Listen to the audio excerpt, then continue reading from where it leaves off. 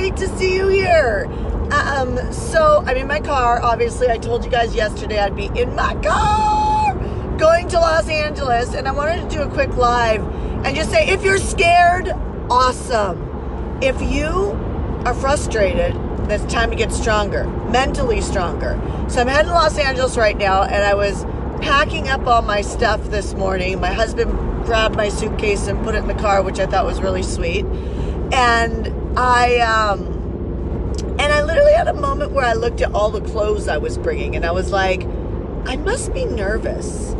I'm like, I have like an extra 2 sets of clothes for the meeting that I'm going to. And I thought, I must be nervous.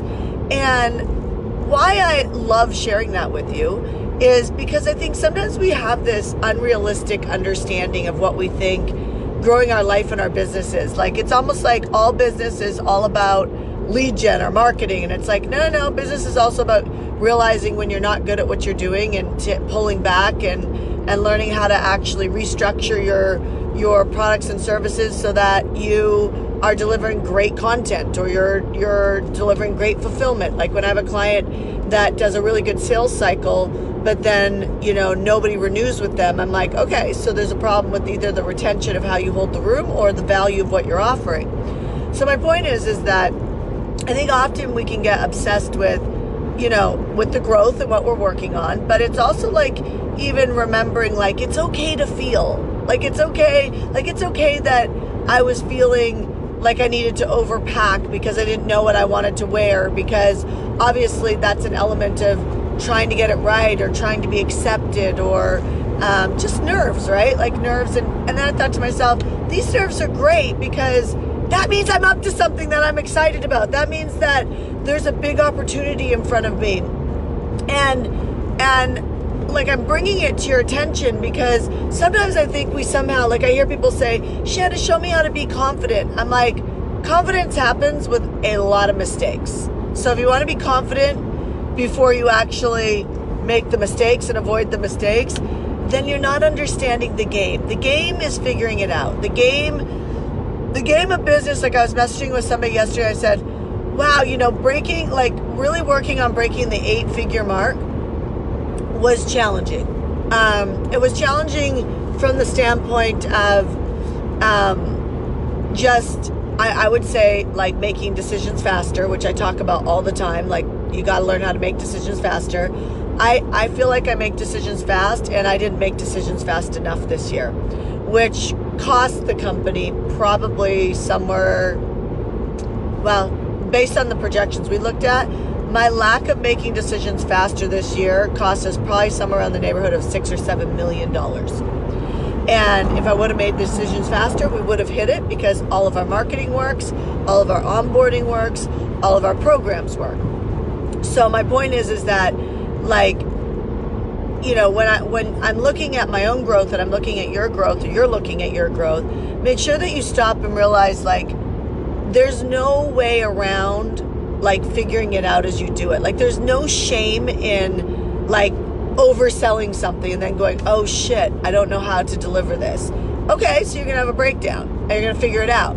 There's no shame in, like, creating an amazing product and then you don't, like, nobody buys. You're like, okay, I gotta figure out the front end of this. And there's no shame in feeling nervous. There's no shame in not feeling confident. There's no shame in, this conversation of, like, oh my gosh, I don't feel passionate right now about what I'm working on. Because I'm going to tell you that, and I know you already know this. But do you remember this when you're in it? Do you remember this? Do you remember that, like, what makes you extraordinary? What's going to build your $1 million, your $5 million, your $10 million, your $50 million company, which is all just marketing, fulfillment, and leadership, right? Nothing, it's like interesting, because as you get great, after you get really good at hiring really great people, which means that after you stop tolerating, which, by the way, if you have a spousal relationship where you can't manage the spousal relationship, you're going to have a hard time managing the team, because the same things that have you fearful about having some of the your spouse conversations and really enrolling them in the business, or enrolling them in the trajectory of what you're doing, or enrolling them in contributing more, enrolling them on changing the way you lived your life before so you can live a new life, the same things that scare you about that are the exact same things that will prevent you from running an extraordinary team. And it isn't until you run an extraordinary team that you get the freedom, right? Like, the freedom doesn't come until you don't have to be in everything, right? So, like, I actually believe the game, it gets easier to make money.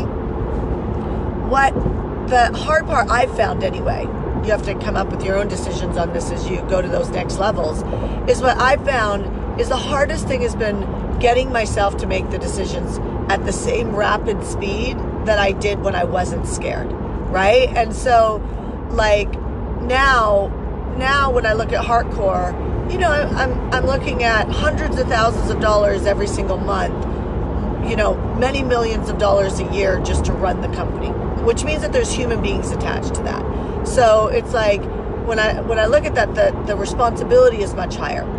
Can I tell you that I actually never think about that? The only time I think about that is when cash flow gets tight. So yes, cash flow gets tight when you start a business. Cash flow gets tight when you're figuring out how to sell. Then cash gets super abundant and tons of profits. And then when you scale, you have no money again, because you literally, it costs so much money to scale a business that you run into cash flow issues again. And any great CFO knows this. We just interviewed a couple CFOs. We just made a decision on one. Yay! Which is another big win for HeartCore, is to have a proper CFO at the front of the company to also train our clients in Marketing Mastery and 1% Club, and 1% Club really getting access to my board team. But, you know, like, even when we were talking to CFOs, they were like, they knew the trajectory. They saw our growth in the numbers that we were talking about. They're like, oh, so cash flow usually gets hit right here. I was like, oh yeah, totally. Right? Like, not even just, so that's when I feel the crunch of, like, no different than when I started my business. When I started my business, the crunch was I was worried about me. Now, like, when a crunch happens financially or cash flow wise, then I worry about the team, right? Like, their kids, their families, all of that. And you know what? I would never trade this for anything. I would never trade this for anything. You know, like, I've never felt more on fire about my life, on fire about what I'm doing, confidence. Like, even though I'm nervous about going to the meeting that I'm going to in Los Angeles, I'm, like, confident inside about who I am. Like, how I worked myself through those nerves in a matter of probably 20 seconds was, you know what? I'm okay with who I am.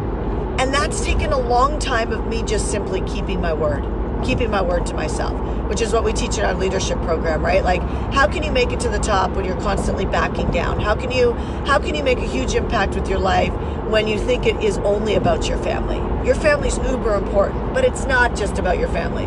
Let's be honest. You're playing a bigger game than just that. And you can have an extraordinary family. You can be better than someone who thinks they're great at running a great family because you have the drive to be that much better. But I'm going to tell you guys, it's going to start with the hard conversations that you are afraid to have. And they start with your spouses. They start with, like, I remember dating a guy, even getting engaged to him, and he didn't want to have kids, and I did. What the fuck was I doing? You know what I mean? Talk about, like, having, like, a low self-esteem of myself.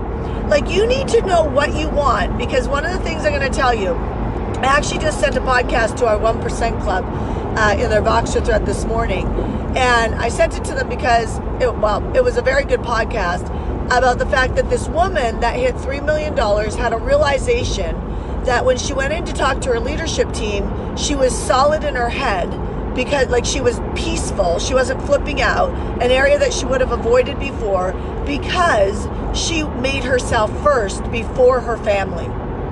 And that is so counterintuitive, because the mind thinks, oh, well, if I do that, that actually means that maybe I'm a bad mom or I'm a bad person. And that's absolutely the opposite.